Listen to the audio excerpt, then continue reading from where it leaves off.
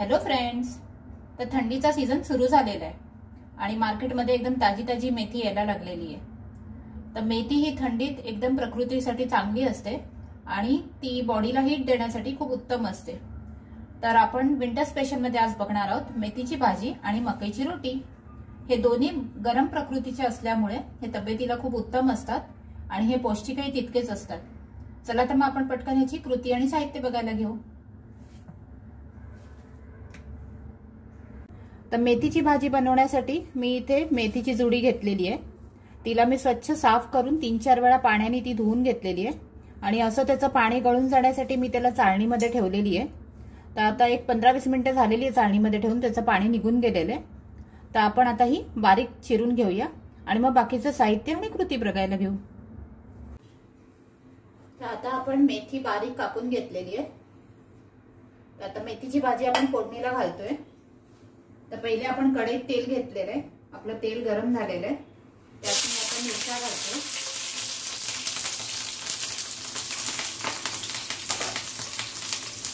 हिरव्या मिरच्या आणि लसूण घालायचं आपल्याला थोडासा। 1 चमचा लसूण मी बारीक किसून घेतलेला आहे क्रश करून।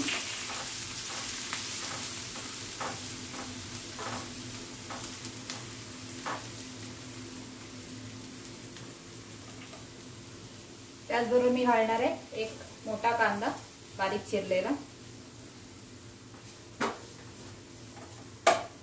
कांदा लाल होईपर्यंत आपल्याला तेलामध्ये परतवून घ्यायचा आहे।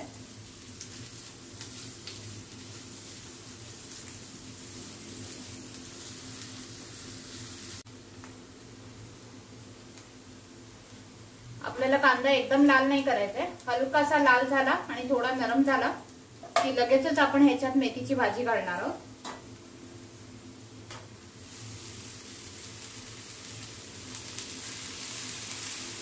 भाजी थोडी थोडी घाला, कारण पहिले ती फुललेली असते, शिजल्यानंतर ती थोडी खाली बसेल, थोडी नरम होईल। त्या हिशोबाने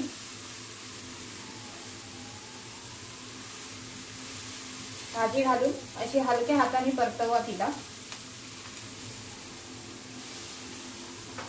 नाहीतर ती कढईतून सांडू शकते। त्यामुळे हलक्या हलक्या हाताने तिला असं परतवून घ्या।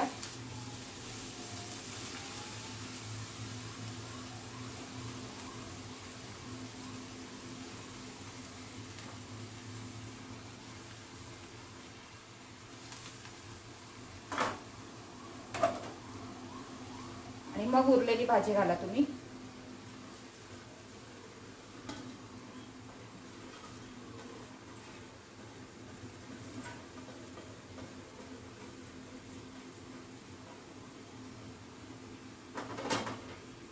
सगळी भाजी घातली की गॅस एकदम बारीक ठेवा आणि ह्याला झाकण लावून 1-2 मिनिटं वाफवून घ्या। 1-2 मिनिटं वाफवून घेतल्यानंतर आपण आपली भाजी बघून घेऊया। तुम्ही बघू शकता भाजी कशी कमी झालेली आहे ती। तर अशी फुललेली भाजी शिजताना अशी कमी होते। तर या स्टेजला मी पहिले मीठ घातलं नव्हतं, आता मी मीठ घालणार आहे। त्याचबरोबर मी घालते थोडीशी साखर, ते चिमूटभर साखर घालायचे, पण ती ऑप्शनल आहे। तुम्हाला आवडत असेल तर घाला, नाही घातली तरी चालेल, कारण प्रत्येकाला साखर आवडते असं नाही। साखरेचं एक आयुर्वेदिक त्याच्यात हे असतं, बेनिफिट असतं, एलर्जी वगैरे मारते ती। पण तुमच्यावर आहे की तुम्हाला आवडत असेल तर घाला, नाही घातली तरी चालेल। त्याचबरोबर आपण घातलेलं आहे चवीनुसार मीठ। आता हे घालून आपण व्यवस्थित भाजी परत परतवून घेऊ, जेणेकरून मीठ आणि साखर व्यवस्थित त्यात पूर्ण भाजीला लागेल। आपण मीठ पहिले नाही घालायचंय, कारण भाजी पहिले फुललेली असते, तर आपला अंदाज चुकू शकतो। भाजी अशी बसल्यानंतरच तुम्ही मीठ घाला, जेणेकरून मिठाचं प्रमाण आपलं बरोबर राहील आणि ते हे होणार नाही, जास्त होणार नाही। त्याचबरोबर मी स्टार्टिंगला मिरच्या तुम्हाला मी सांगायला विसरली की मी मिरच्या उभ्या चिरून घातलेल्या। तर त्याचं कारण हे की बारीक चिरल्या तर ही भाजी मध्ये त्या दिसून येत नाहीत आणि मग त्या खाताना तोंडात येतात आणि मग आपल्याला ही भाजी जास्त तिखट लागू शकते। त्यामुळे मिरच्या आपल्याला उभ्या चिरल्या तर त्या आपल्याला दिसतात खाताना। आता हे मीठ आणि घातल्यानंतर परत आपण 1 मिनिट फक्त ह्याला आपण वाफवून घेऊ। मीठ घातल्यानंतर आपण भाजी परत 1 मिनिट वाफवून घेतलेली आहे. तुम्ही बघू शकता तयार आहे आपली मेथीची भाजी. याचा मस्त सुगंध सुटलेला आहे. मेथीच्या भाजीचा हा सुगंध मला फार आवडतो. आता मी घालणार आहे खोबरं. तर मी ते ओलं खोबरं किसून घेतलेलं आहे. तुम्ही शेंगदाणे सुद्धा घालू शकता. शेंगदाण्याचा कूट तुमची चॉईस आहे, पण आम्हाला ही ओल्या खोबऱ्याबरोबरच आवडते, त्यामुळे मी इथे ओलं खोबरं घातलेलं आहे. आता आपण गॅस बंद करू आणि आपण मक्याची रोटी बनवायला घेऊ. तर मक्याची रोटी बनवण्यासाठी मी इथे 2 वाट्या पाणी घेतलेले. त्यामध्ये मी चवीनुसार मीठ घालते. त्याचबरोबर मी घालते थोडंसं तूप, 1 चमचाभर.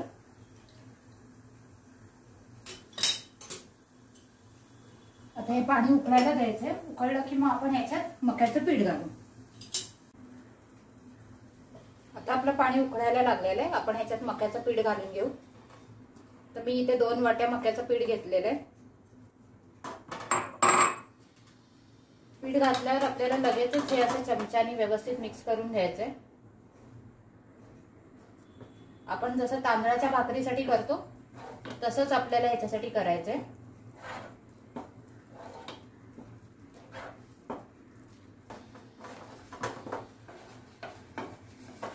1-2 मिनिटं ह्याला आपण असं चमच्याने हे करून घेऊ, जेणेकरून हे व्यवस्थित पीठ या पाण्यामध्ये हे होईल.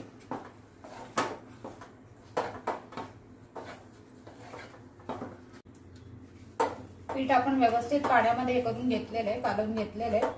चला तर मग आपण हे परातीत आता काढून घेऊ. मी गॅस बंद केलेला आहे. आपण हे परातीत काढून घेऊ आणि याला थंड होऊन देऊया. आपलं मक्याचं पीठ आपण परातीत काढून ठेवलेलं, तर ते आता थंड झालेलं आहे. आपण आता त्याला मळायला घेणार आहोत. हे हळूहळू असं मळायचंय. पण ह्याच्यामध्ये मी एक तुम्हाला ट्रिक सांगते. कारण काय आहे की मका जेव्हा लाटायला घेतो आपण किंवा थापायला घेतो हाताने, तेव्हा तो तुटतो आणि त्याच्या अशा गोलाकार एकदम होत नाहीत. तर मी ह्याच्यात थोडंसं गव्हाचं पीठ घालते, जेणेकरून मी जेव्हा त्या लाटायला घेईन तेव्हा त्या फाटणार नाही. तर मी एक अर्धा वाटी गव्हाचं पीठ घालते.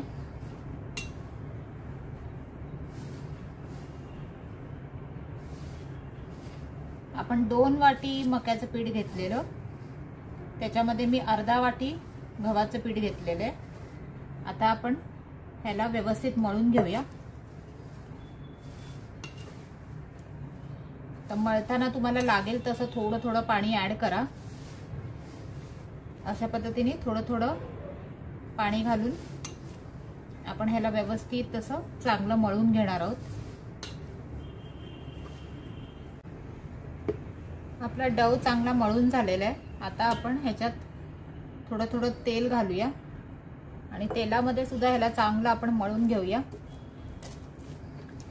असं थोडं जसं आपण चपातीचं पीठ मळतो तसंच आपल्याला करायचंय. पहिले पाण्याने व्यवस्थित मळून घ्यायचंय आणि मग थोडं थोडं तेल घालून आपण ह्याला व्यवस्थित सॉफ्ट मळून घ्यायचंय. तर असंच आपण थोडं थोडं तेल घालून ह्याला व्यवस्थित मळून घेऊया. आपण आपलं हे पीठ आता व्यवस्थित मळून झालेलं आहे. आपण ह्याला एक 10-15 मिनिटं रेस्ट करण्यासाठी झाकून ठेवून देऊया आणि मग ह्याच्या रोटी लाटायला घेऊ. आपण मक्याचं पीठ 10 मिनिटं रेस्ट व्हायला ठेवलेलं, ते रेस्ट झाल्यावर आता मी इथे त्याचे गोळे बनवून घेतलेले आहेत. असे एका साईजचे गोळे करून घेतलेले आहेत मी.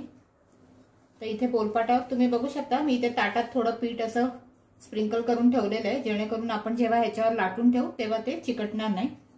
तसा गोळा घेऊन आपल्याला अलगद हाताने हे लाटायचे.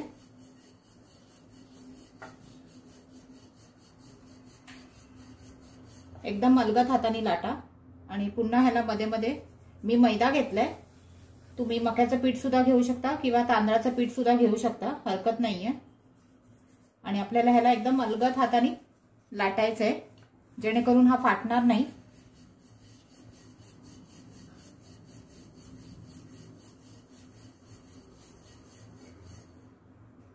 तर तुम्ही बघू शकता इथे मस्त आपली मक्याची रोटी लाटून झालेली आहे.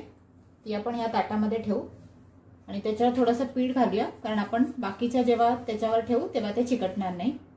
तर आपण आता दुसरा गोळा घेऊया. तो सुद्धा असा आपण मैद्यामध्ये हे करून घ्यायचं आहे आणि मग अलगद हाताने तो लाटूया आपण.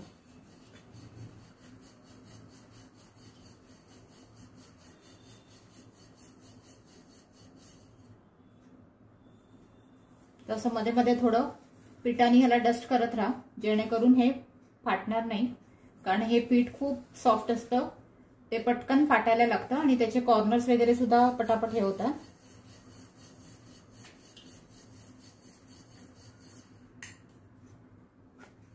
एकदम मोठे मोठे हे नका करू, असे छोटे छोटेच बनवून घ्या तुम्ही रोटी.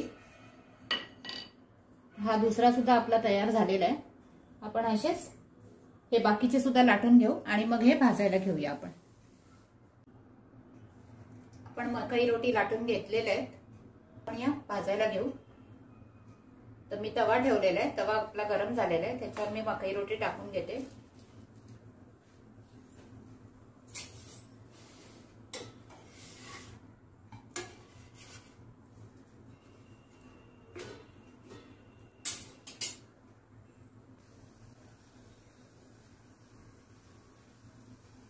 एका बाजूने थोडीशी हे झाली की आपण ह्याला पलटी करूया. की पहिली बाजू जी तुम्ही टाकाल ती एकदम हलकीशी भाजून घ्या आणि मग दुसऱ्या बाजूने थोडीशी जास्त भाजा, म्हणजे जेव्हा तुम्ही परत पहिली बाजू तव्यावर टाकाल तेव्हा ती फुगेल. तर ही ट्रिक आहे, तर त्या हिशोबाने तुम्ही करून घ्या.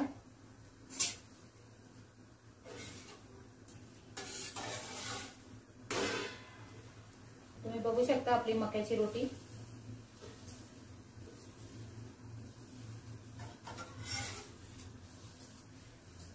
छान अशी फुलायलाही लागली आहे.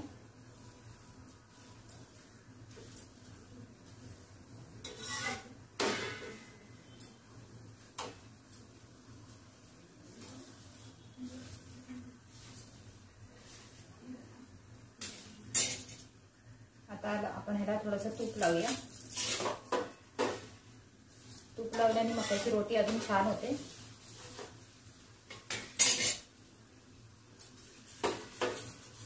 दोन्ही बाजूने आपण तूप लावून ह्याला भाजणार आहोत.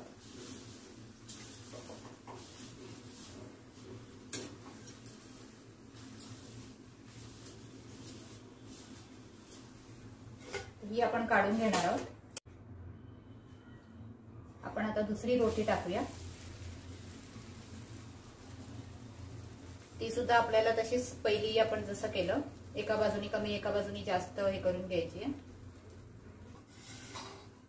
तुम्ही बघू शकता आपली दुसरी रोटी पण तयार आहे. अशाच पद्धतीने आपण बाकीच्या रोटी सुद्धा भाजून घेऊ. तर अशा पद्धतीने तयार आहे आपली मस्त अशी मेथीची भाजी आणि मक्याची रोटी. चला तर मग आपण हे पटकन एन्जॉय करूया. होप तुम्हाला माझी ही रेसिपी आवडली असेल आणि मक्याची रोटी करताना जे मी टिप्स सांगितले ते लक्षात ठेवा. तर ही मक्याची रोटी एकदम खूप छान लागते आणि पालेभाज्यांबरोबर तर ही मकईची रोटी एकदम टेस्टी लागते. तुम्ही नक्की करून पहा, म्हणजे तुम्हाला पटेल मी काय म्हणते ते. आणि मला तर ही खूपच आवडते, त्यामुळे प्रत्येक पालेभाजीबरोबर मी ही मकईची रोटीच बनवते. तर तुम्हीही अशा पद्धतीने करून पहा आणि माझ्या या व्हिडिओला जास्तीत जास्त लाईक आणि शेअर करा आणि माझ्या चॅनलला सबस्क्राईब करा आणि हां, बेल आयकॉन दाबा, जेणेकरून आपण असंच भेटत राहू. थँक्यू.